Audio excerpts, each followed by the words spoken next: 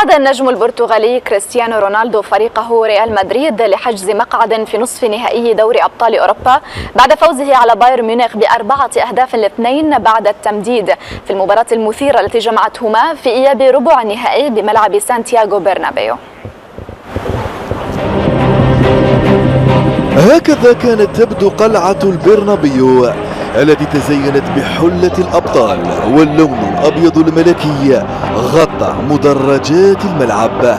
الكبار والصغار حضروا بقوة لمساندة زملاء راموس أمام العملاق الألماني في واحدة من أقوى مباريات الموسم. ولأن بداية الكبار دائما تكون قوية، بادرت التشكيلة البافارية بالتهديد. ريبيري يتوغل، لكن لا تياغو ولا روبن تمكن من هز شباك الحارس نافاس. فيدال حاول إعادة سيناريو الذهاب، لكن تسديدته مرت خارج الإطار. أول ظهور حقيقي لرجال زيزو جاء عبر كارباخال الذي كاد يباغت نوير. التسديد من بعيد كان سلاحا لأصحاب الأرض، وهنا راموس كاد يقص شريط الأهداف لولا التدخل الرائع للمدافع بواتينغ. كروس لم ينجح في مباغتة زملائه السابقين، وحتى تصويبة كريستيانو جانبت مرمى نوير في مشهد أول كثرت فيه الفرص وغابت عنه الأهداف. الترقب بقي متواصلا في هذه القمة، وتعليمات أنشيلوتي بدت واضحة في الشوط الثاني. مد بافاري بقيادة الجناح الطائر روبن أسفر عن ركلة جزاء تكفل العائد ليفاندوفسكي بتحويلها إلى هدف أول. الريال لم يستسلم، وزيدان أجرى تغييرات سريعة بحثا عن التعديل، وهنا تكفل CR7 بذلك ومن رأسية مخادعة. فرحة لم تدم طويلا بعدما جاء الهدف الثاني للبايرن بنيران صديقة، والمسجل سيرخيو راموس. طرد فيدال في هذه اللقطة قبل أن يتوجه الفريقان إلى شوطين إضافيين. مشهد أول بصم فيه رونالدو على هدف التعادل بهذه الطريقة، ومشهد آخر عاد فيه اللاعب الأفضل في العالم ليسجل هدف التقدم.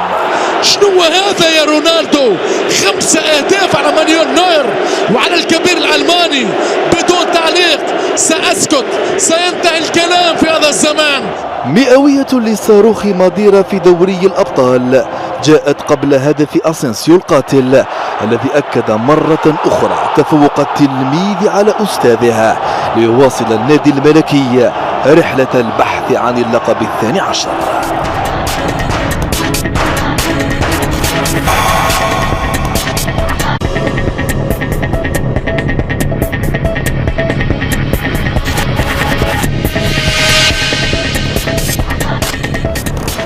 وعقب اللقاء قال نجم ريال مدريد كريستيانو رونالدو إن فريقه لعب بطريقة جدية وأتيحت له عديد الفرص للتسجيل أمام منافس قوي وعنيد بحجم بايرن ميونخ.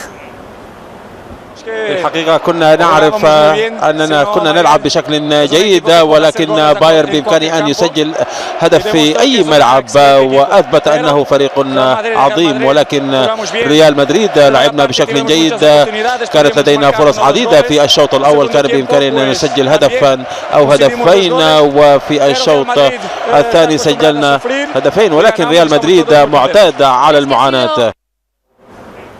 من جهته عبر لاعب ريال مدريد إيسكو عن سعادته بهذا التأهل الرائع إلى المربع الذهبي على حساب العملاق البافاري، مؤكدا في الوقت ذاته أنه اقترب من تمديد عقده مع النادي الملكي الذي يريد الاستمرار معه لسنوات طويلة.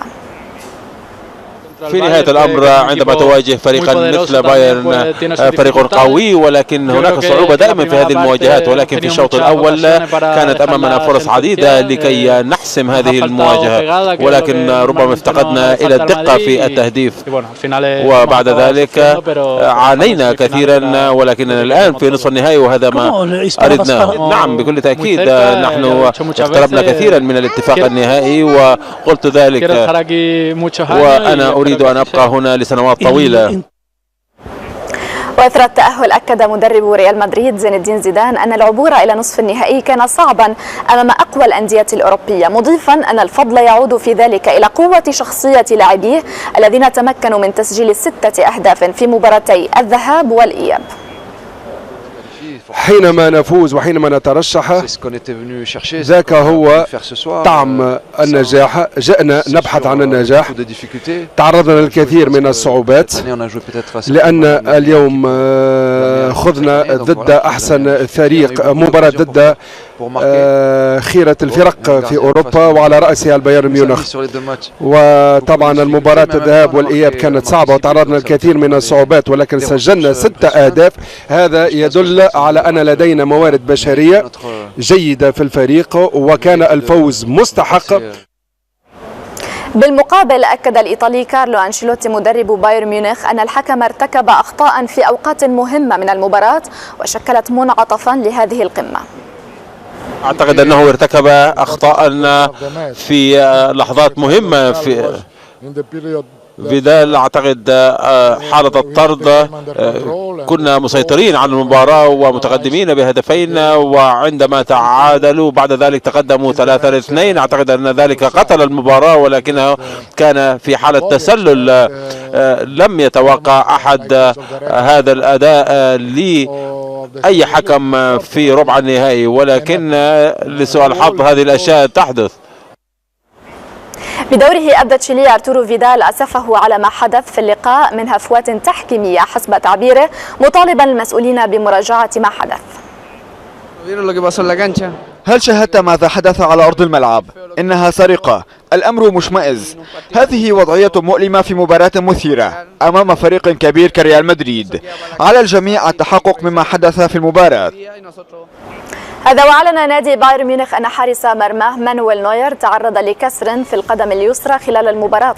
وذكر النادي في بيان مقتضب أن نوير تعرض للإصابة خلال الهدف الثالث لريال مدريد إثر التحام مع كريستيانو رونالدو، وخضع لفحص أولي عقب المباراة مباشرة أظهر تعرضه لكسر في القدم، على أن يخضع للمزيد من الفحوصات في ميونخ للتأكد من مدى خطورة الإصابة.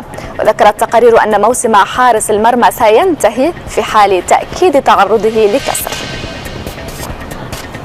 كانت تصب في صالح فريق ريال مدريد الذي تأهل، ونحن نذهب إلى فاصل بعده نواصل مع الكابتن جمال الشريف خبير التحكيم في قنوات بين سبورت، سيتحدث عن أخطاء التحكيم وما أكثرها الليلة. إذن الذي تمكن من التأهل على حساب ليستر. الريال فاز ب4 أهداف مقابل هدفين. إذن هذه البداية، تدخل كاسيميرو إذن وركلة جزاء ليفاندوفسكي يسجل إذن الهدف الأول لصالح بايرن ميونخ، مسجل هدفه الثامن في 9 مباريات. في الدقيقة 76 كريستيانو رونالدو وحيدا يغالط لام الذي وصل متأخرا ويسجل هدف التعادل، بينما ها هو راموس يسجل هدف وذلك في مرماه بالخطأ، وهو الهدف الثاني له طبعا بعد إيريرا أيضا الذي كان قد سجل هدفين أيضا في مرماه، هدفان مقابل هدف واحد. لكن الطرد الذي نشاهده الآن لفيدال أثر كثيرا على أداء بايرن ميونخ، ونشاهد تدخل كان اللاعب تدخل على الكرة، ربما سنشاهد هذا مع الكابتن جمال شريف بعد لحظات. دقيقة 104 كريستيانو يعود مرة أخرى، موجود أيضا وحيد ويعادل النتيجة. حدث هذا في الدقيقة 104. التمريرة كانت من راموس وكان في وضعية التسلل. في الدقيقة 110 تمريرة أيضا حيث يوجد كريستيانو أيضا في وضعية التسلل هذه المرة.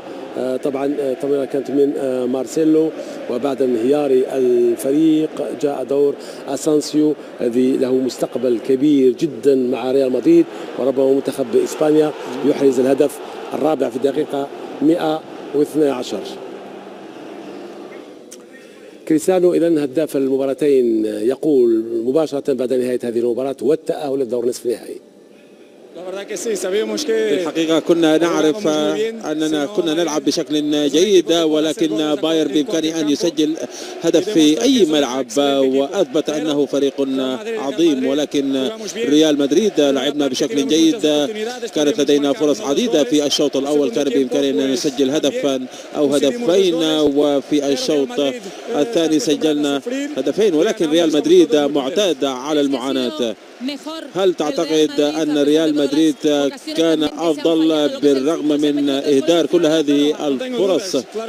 بكل تأكيد أن تسجل 6 أهداف على فريق مثل بايرن ليس بالشيء السهل. الآن تأهلنا إلى نصف النهائي، الفريق عرف كيف يعاني واستحقينا هذه الفوز.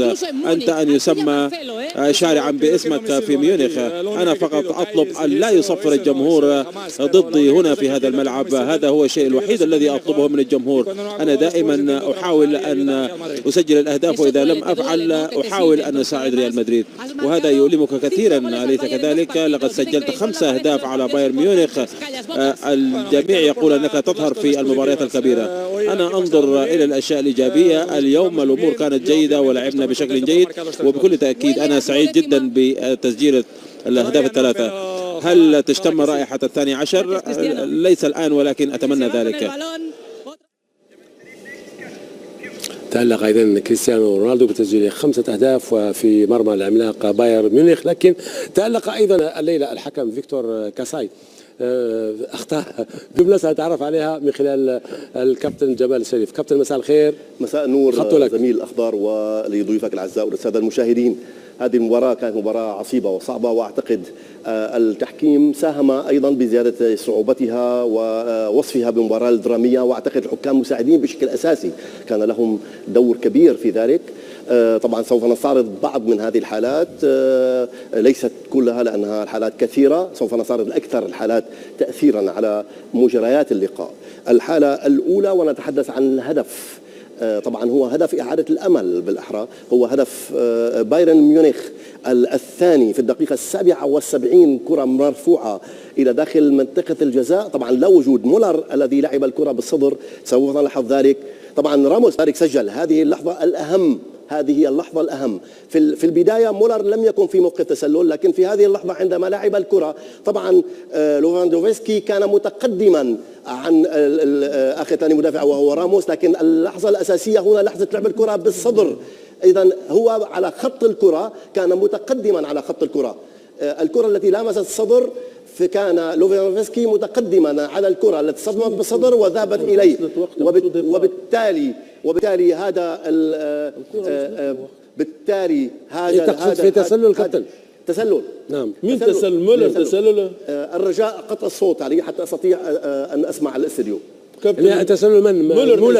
مولر ليس في موقف تسلل، لكن عندما لوفاندوفسكي كان متقدما بهاللحظة، كان مولر وكان لوفاندوفسكي متقدما على آخر ثاني مدافع وهو راموس.